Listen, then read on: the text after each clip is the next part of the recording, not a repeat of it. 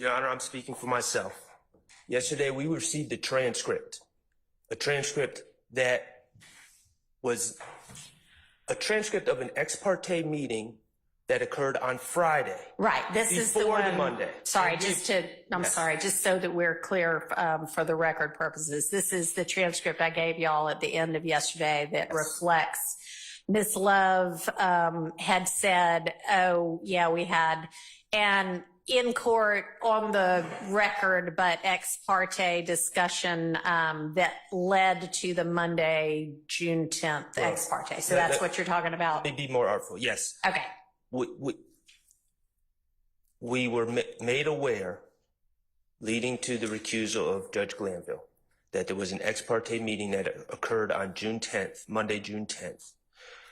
We were not told by the state, we're not told by the judge that had occurred. We found out about it, luckily, and by happenstance. We then demanded a transcript. We complained about said ex parte, inappropriate ex parte meeting. At no point, when the court finally acknowledged that there was an ex parte meeting that occurred on Monday, June 10th, at no point did the court or the state at that point acknowledge, oh, by the way, there was another ex parte meeting that occurred on June 7th. We sat there after finding out about one ex parte meeting and having to drag the truth out.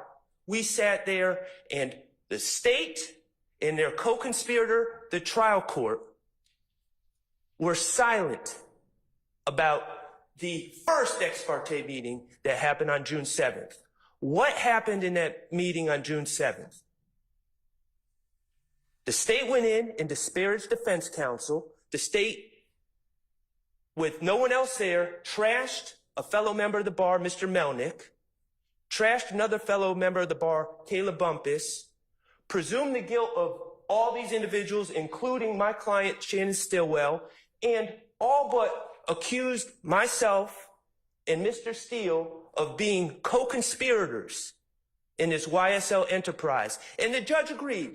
And the judge said in this ex parte meeting, yes, I've observed these things. The judge presumed the guilt of all the defendants. The judge presumed the guilt of myself and co-counsel, Mr. Steele. And all this, people have been saying to me throughout this whole trial, why does Judge Glanville have it out for you? And it never made sense. And I don't assume bad motives of anyone. Why did Judge Glanville, when you did nothing wrong, try to throw you in jail? Accuse you of cussing him out in open court when you didn't do anything? Why does he always tell you, yell at you, tell you to sit down and be quiet? Why does he cut you off at every opportunity? Why did he try to throw Brian Steele in jail for 20 days for doing what was right? And I didn't have an answer. And then yesterday I received, and I appreciate that, Judge. I appreciate someone finally being open about what's going on here. And I received a transcript. And in that transcript, the trial judge, who's not only assuming the guilt of my client, but is assuming the guilt of me and my friend, Mr. Steele. This is gross. This is disgusting. But it's all starting to make sense. It clicked when I read that transcript last night. This is not okay. Nothing about this is okay. These gentlemen have a right to a fair and impartial judge. And I appreciate the fact that you are going to be a fair and impartial judge. But the reality, Judge, is that they don't have a right to a fair and impartial judge starting on witness 76 of a trial after 9 months or whatever it is. They have the right to a fair and impartial judge from the beginning. And this is absolutely gross and disgusting. And the bottom line is there's a lot more discussions that need to be had about this. But the bottom line is, if you ask me, do we need to revisit the rulings of the judge who sits in chambers secretly and talks to the other side and says, yes, I've been observing this. I've been observing this about what's going on in the trial. The judge that says, not only I'm going to meet with you on Friday and on Monday, but if we need to talk during the weekend, yeah, we can do that. The judge that suggests handing Mr. Copeland a list of questions. All right. Do we need to revisit those rulings? Absolutely, we need to revisit those rulings. We need to revisit everything. This is broken, and it's not okay. It's not okay. It's offensive, and it's not your fault, Judge. You didn't do this. I'm not trying to raise my voice at you. I'm heated right now. I can tell. My steam's been coming off my bald head all night. Nothing about this is okay. Yes, we need to revisit everything. That's my stance. Okay, thank you. And I think that I understand you being upset, and I understand why you and probably some of your fellow defense counsel on this side of the room are upset. I do not think that everything you said is a fair characterization of what that June 7th transcript reflects.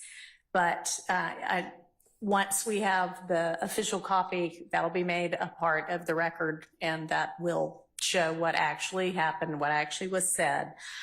As to any kind of legal error that may have been made with regard to rulings prior to Mr. Copeland's testimony, assuming this case goes forward and assuming there is any kind of conviction, I then assumed that there will be a motion for new trial phase, which at that point I can appropriately revisit things, and then potentially an appeal, at which point those things can be raised. I am considering and reading what y'all gave me yesterday to make a ruling on the substantive matters of that ex parte, and I can consider the June 7th ex parte as well, because I suspect y'all will ask me to do that. And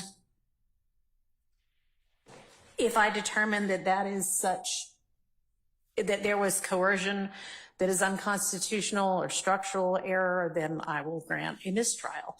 If not, then the case will move forward and we can consider again all of the evidentiary rulings with regard to the videos and audios that might be used with Mr. Copeland, because that's the witness that we are on the stand with right now.